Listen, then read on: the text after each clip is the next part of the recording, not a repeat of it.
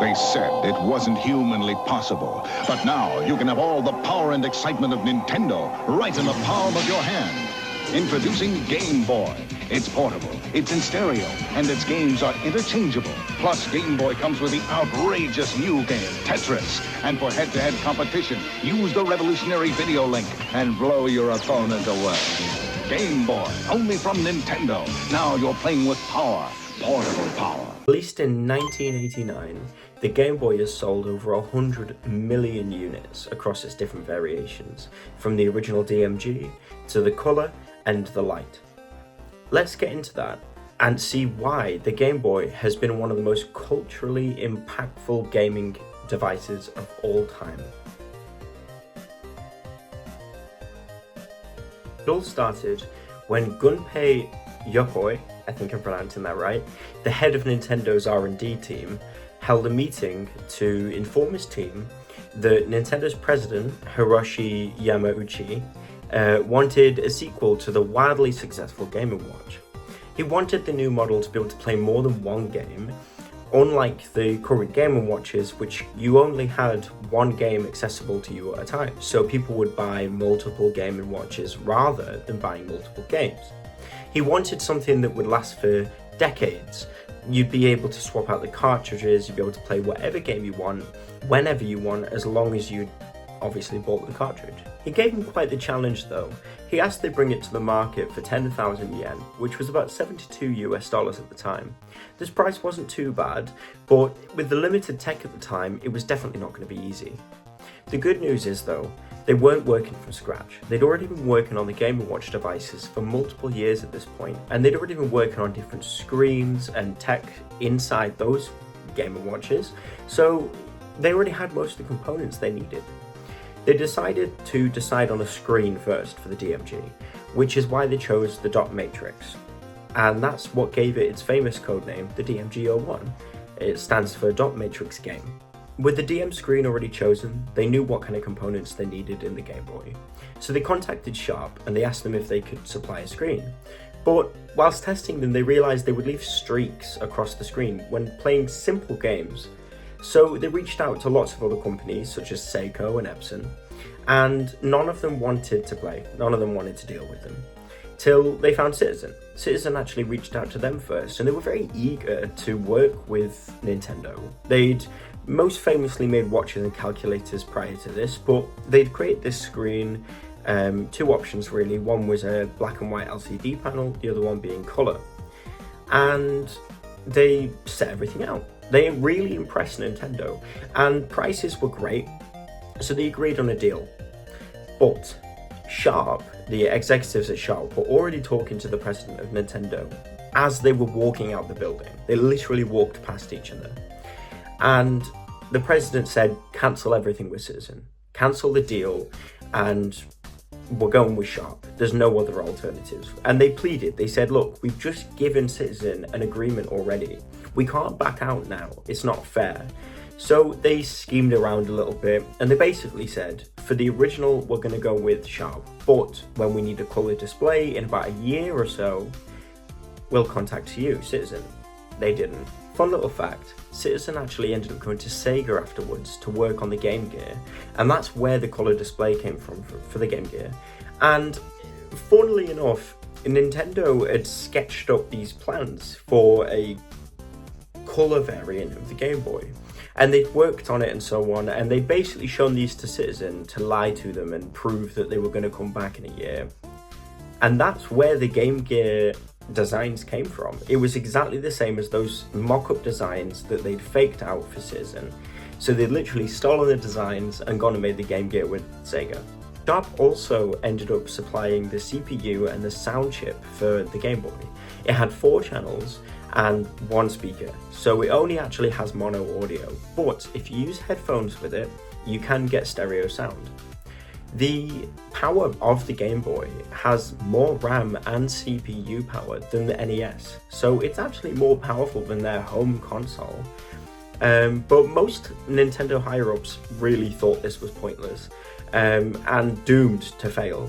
It sparked a plot to actually get the Game Boy cancelled. And the main complaint was that they were choosing a black and white screen over a colour display, as they thought it wouldn't make the device obsolete on release day. At the time, colour flat panels had already become a lot more common and a lot cheaper to produce, so they thought just raise the price of the Game Boy and get a colour display. But the president, no. He said absolutely not. He had this motto, you see. He thought that if he used with the technology, he could save money and cost for the general public. And most of the generic consumer aren't going to care whether it's a colour display or not. It hadn't been fully integrated at this point. When it came time to show the president the final product, they had spent hours and years building and testing, and it all led to this moment. They made an appointment with the president, and they walked into his office, they placed it on the table.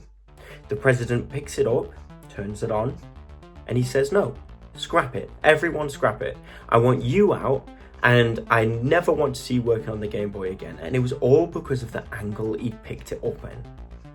As he's picked it up at the time, the contrast and the viewing angle were awful, so he couldn't see the game. And usually this wouldn't even be that big of an issue. It would be a case of go away, fix the screen, come back, show me again. But because higher ups had already been earwigging him and saying to him, it's not going to work, it's going to fail, it's going to destroy the company, and they'd already been in debt previous to this, he just shut it down on the spot. This didn't stop them though. They had become good friends with a sharp insider, someone who'd been working and kind of testing this brand new LCD panel display, and it was an extended dot matrix display. So yes, the contrast would be worse, but the viewing angle would be better. You'd be able to see it from almost any angle, even though the contrast would be different. Plus, it had a really weird green tint on it, which is why the Game Boy, to this day, has a famously green screen. They showed up again at the president's office, this time with the new screen in place, and he liked it. He could see it clearly, and although it wasn't perfect, it would offer a high enough quality gaming experience on the go.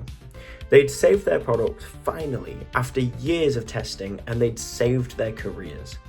It released in Japan with no games, but in the West it released with Tetris as its pack-in game and was backed with a $20 million advert scheme. They had spent way more money on the adverts than they had producing most of the consoles, and it was all just to push it and push it and push it because they were terrified that people wouldn't buy it. Hank Rogers, who at the time held the copyright to Tetris, he kind of stole them, but that's a complicated story. If you want to know more about that, go watch Tetris on, I think it's on Apple TV, or just find it anywhere really. And he told Nintendo, you can either A, package it with Mario and you sell it to kids, B, package it with Tetris and you'll sell it to the world. And that's what they did. They packed it with Tetris, and that's why every single Game Boy has Tetris. Personally, I'm a Super Mario Land lover myself.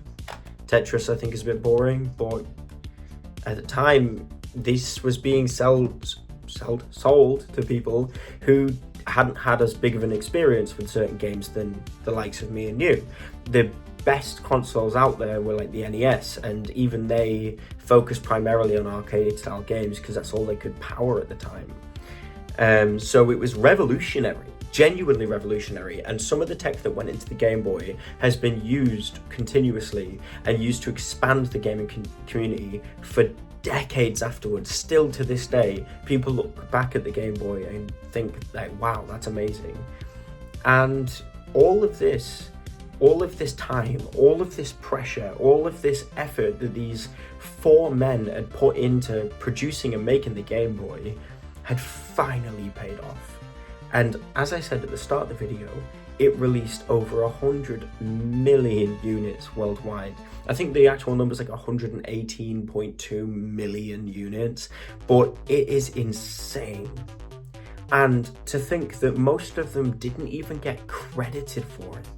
They credited one guy for producing the Game Boy, and the other 3 just kind of got forgotten, which I think is ridiculous because the guy that they credited didn't even want the Game Boy to be the way it was. He didn't want it to be like the NES with cartridges. He wanted to have peel-on sticker games, so it would be just like any other like Game & Watch, really, just with a peel-on sticker. And if you think about it as well, those plates, those stickers, you have to keep buying them because they'll just go. And I'm so glad they ended up going with the cartridge thing. But to credit that guy as the guy who did the Game Boy is wild. That's all for today's video. I really hoped you enjoyed it. And if you did, drop us a like, drop us a subscribe. And I hope to see you again soon. I did a Walkman video maybe last week. So if you want to see stuff like that, then I'd love to carry on doing more tech histories. There's Polaroid, Sega, PlayStation, so on. And if you want any more information about the Game Boy, I'm going to drop a link in the bio below. It's a book on the history of Nintendo and the Game Boy, and it's really interesting, so you should definitely read it, as I didn't get to cover most of the stuff I wanted to in this video. The entire history would take me hours to make a video on, so I could, in the future, make a long-form version of it, and maybe you could just fall asleep to it, or if you really want, you can watch it in parts. But I thought for now, let's keep it short, let's keep it simple, and keep you guys actually watching the video, because let's be honest, no one wants to watch an hour-long video of some 19-year-old guy on YouTube yapping away about the Game Boy. But thank you for watching. Peace.